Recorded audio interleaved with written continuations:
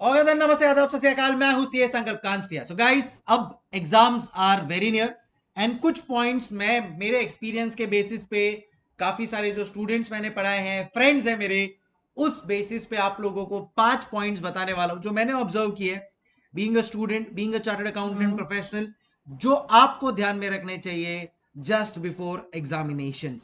So what are those 5 points? ये देखो, मैंने आप लोगों के लिए ये पॉइंट्स लिख के रखे हैं so that it can be helpful to each one of you.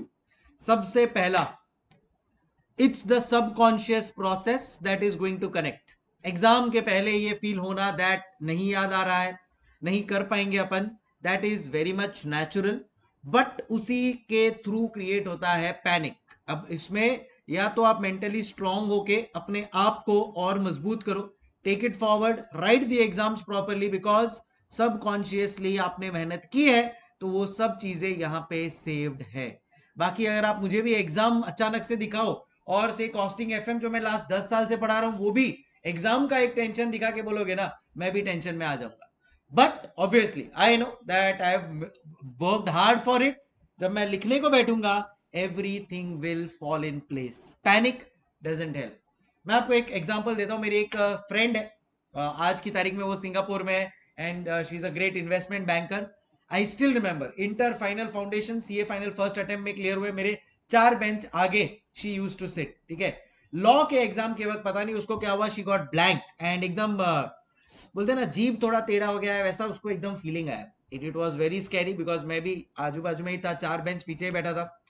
उसने शक्कर मंगवाया, खाया, 2 minute she just calmed herself down, got her senses back, and then wrote the examination, cleared the examination in the first attempt itself. So होता है ऐसा कभी कभी, but that's fine. विश्वास रखो अपने आप के ऊपर, अपने प्रेपरेशन के ऊपर, and everything will fall in place for sure. And ये मैं आपको सही स्टोरी सुना रहा हूँ, ठीक है। एक्चुअली में हुआ था, ये लॉ का पेपर था हमारा, फोर्थ पेपर हुआ करता था, and it's still so fresh in my head. और बाकी लोग जो थे वो लोग भी पैनिक हो गए, उनको भी लगा यार क्या पेपर बहुत डिफिकल्ट आया है क्या, कि उसका ये हालत हो गया है। बट ठीक है, होता है कभी कभी, आप हो जाते हो blank out, but that's okay, that's fine. उसके बाद भी उसने एग्जाम दिया, 10 मिनट, 5-10 मिनट उसका एक्चुअली उसने छोड़ दिया सब कुछ, बट फिर बाद में 11वें मिनट से जो उसने चालू किया, she wrote the exam, secured a decent marks, first attempt में क्लियर हो गई, और क्या चाहिए। Second, don't try new chapters और न्यू कॉन्सेप्ट बिफोर एग्जाम, ठीक है ना, बिकॉज ये अगेन अब तक नहीं हो पाया तो अब 2 दिन में हो जाएगा, आपको लगता है? The answer is no.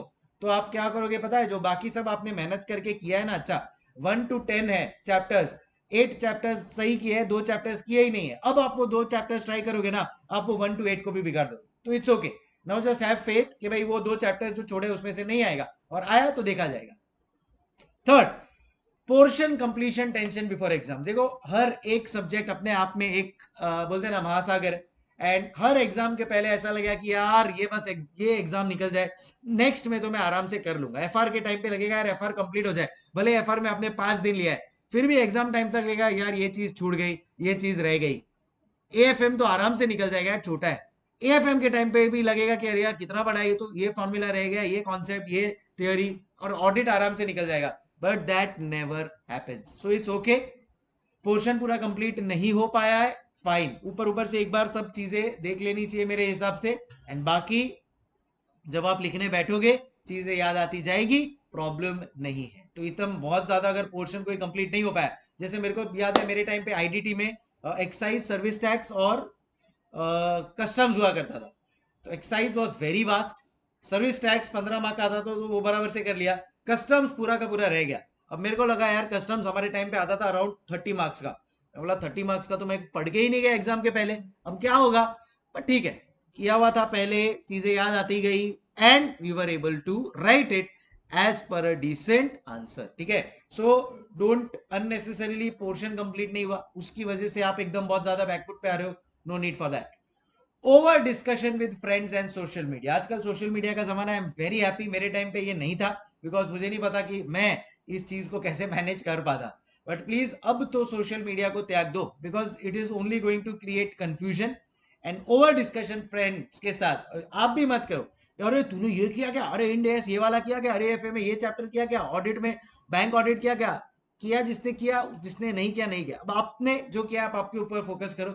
I think that is what make sense, right? So ज्यादा डिस्कशन मत करो फ्रेंड्स के साथ, एक दो फ्रेंड्स है उनके साथ इन जनरल बात कर लो, हाँ मेरा अच्छा चल रहा है, आज थोड़ा वॉक के लिए गया, बस इधर हो गया। अभी बहुत ज्यादा कंटेंट जो करना था वो तो था ना, अपने को 3 महीना मिला, 4 महीना मिला, उसमें अपन ने किया है। नाउ लेट्स जस्ट इंश्योर कि अपन अब अच्छी तरह से अपना एग्जाम दें, पॉजिटिव बातें करें एक दूसरे के साथ, थोड़ा बहुत इधर उधर आईपीएल का डिस्कशन कर लो यार, ये वैभव सूर्यवंशी देख यार 100 रन मार दिया, मस्त है यार, फ्यूचर अच्छा है, बस ऐसा इधर उधर का डिस्कशन कर लो, चले, राइट? बाकी बहुत ज्यादा कंटेंट वाइज डिस्कशन अब करने की जरूरत नहीं है। एक दो डाउट है छोटे मोटे, you want to discuss, that's fine, that's absolutely okay. और ये जो लिखा ना मैंने ओवर डिस्कशन विद फ्रेंड्स, ये एग्जाम के बाद का भी है, इधर मेरे को लिख देना चाहिए भाई। पोस्ट एग्जाम डिस्कशन भी नहीं करना चाहिए। आप लोग जो YouTube पे आ जाते हो ना कूद कूद के, कैसा गया पेपर सर, बताओ बताओ, पेपर डिस्कस करो, ये एकदम गलत कर रहे हो आप। डू नॉट डू दैट, मैं आपको बोल रहा हूँ।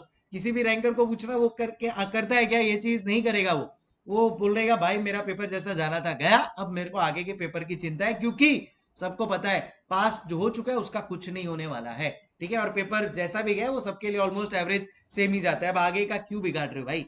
तो सर आप क्यों वीडियो बनाते हो? हम हमारा फर्ज निभा रहे, हम तो वीडियो बनाएंगे क्योंकि हमारा सब्जेक्ट था, हमने काम किया है उस चीज के ऊपर, तो we will make it. It is up to you to decide आपको देखना है नहीं देखना है। से फॉर एग्जांपल मेरे को कोई स्टूडेंट बोलेगा सर मेरा ऑडिट एग्जाम है, एफआर और एएफएम ही है, अब उसके लिए तो एएफएम खत्म हो गया, तो मैं एएफएम के बाद एक पेपर डिस्कशन बना दूंगा उस स्टूडेंट के लिए, ना कि आपके लिए जिसका ऑडिट डीटी आईडीटी आईबीएस भी बाकी है। सो चॉइस आपका है, बोलते ना कंट्रोल द अनकं आपके हाथ में जो कंट्रोलेबल है उसको मैनेज करो, उसको कंट्रोल करो, ठीक है? कंट्रोल द कंट्रोलेबल्स, मैं बोल रहा था control the uncontrol, control the controllables, लिख के आ जाओ इधर, ये कमेंट में लिख दो, please God help me to control the controllables. वो आपके कंट्रोल में है कि मेरे को ये वीडियो देखना है एग्जाम डिस्कशन के बाद का कि नहीं, मेरे को मेरे फ्रेंड के साथ पेपर डिस्कस करना है कि नहीं एग्जाम के बाद, नहीं करना है, नहीं करना है। सोशल मीडिया पे एक्टिव रहना है क्या एग्जाम के बाद, नहीं रहना है। ध्यान रखो ये सब चीजों का। Ensure that you are attempting 100% every paper and speed starting से रखना। Papers are going to be lengthy, ये तो अच्छा है, ठीक है? आप लोगों के पास 30 मार्क्स का एमसीक्यू होता है, बट उसमें भी टाइम लग जाता है, वो भी ट्रिकी आता है, आपको पता है। So please ensure that you are on the बोलते हैं ना front foot from the beginning, तो ही आप बोलते ना 100 मार पाओगे, अदरवाइज नहीं हो पाएगा पेपर 100 मार्क्स का अटेम्प्ट। हो सकता है कुछ चैप्टर्स आपने नहीं किए हो सकता है कुछ पार्ट आपको नहीं आता हो, बट इसका मतलब ये कि आप लोग 100 मार्क्स अटेम्प्ट करके नहीं आओगे, you are the biggest fool, you are doing a biggest mistake. जो पेपर अच्छी तरह से आता है उसको बहुत अच्छी तरह से लिख कर आओ, ना नहीं बोल रहा हूं, बट इसका मतलब ये नहीं कि 20 मार्क्स का 10 मार्क्स का नहीं आता है वो छोड़कर ही आ जाओ पूरा।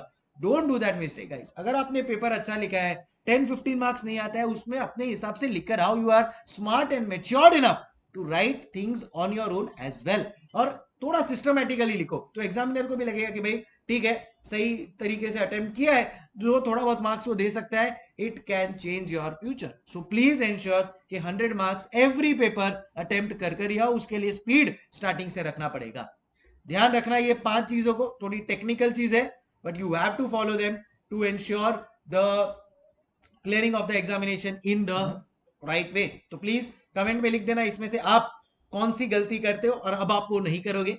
And yes, you are going to attempt full marks, you are going to control the controllables. बस और ध्यान रखना, ऑर्गेनाइज्ड रखना अपने आप को, ठीक है? एग्जाम टाइम पे पैनिक नहीं चाहिए, कौन सा पेन लेके जाऊं वो आज डिसाइडेड होना चाहिए, 2 कैलकुलेटर जो चल रहे हैं वो डिसाइडेड होने चाहिए, क्या पेंसिल लेने वाले हो, हॉल टिकट आपका होना चाहिए, राइटिंग पैड आप लोगों का प्रॉपर होना चाहिए, 15 मिनट्स में क्या करने वाले हो थोड़ा एक आइडिया आपको होना चाहिए। ये सब चीज पहले से ऑर्गेनाइज्ड रखो अपने आप को, ठीक है ना? बिकॉज अदरवाइज ये जो पैनिक होता है ना, अरे हॉल टिकट नहीं मिल रहा, हॉल टिकट लिया क्या, ये फिर बाद में यू नो अननेसेसरली ये आपका हार्ट पंप हो जाएगा अननेसेसरली एक्स्ट्रा, फिर मतलब नहीं है ना, जो इतना मेहनत किया है अपन लोग ने, वो ये छोटी मोटी गलती की वजह से जाए, कोई सेंस नहीं है। ईट वेल, स्लीप वेल, बाहर का खाना टोटली बंद, 10 दिन तो कर ही सकते हो, आई एम श्योर लास्ट 1 महीने से करते आए हो, और 10 दिन की बात है। स्लीप वेल, प्लीज इंश्योर कि भाई देखो माइंड को फंक्शन करने के लिए बैट अपना मोबाइल चार्ज होगा तो ही भागेगा।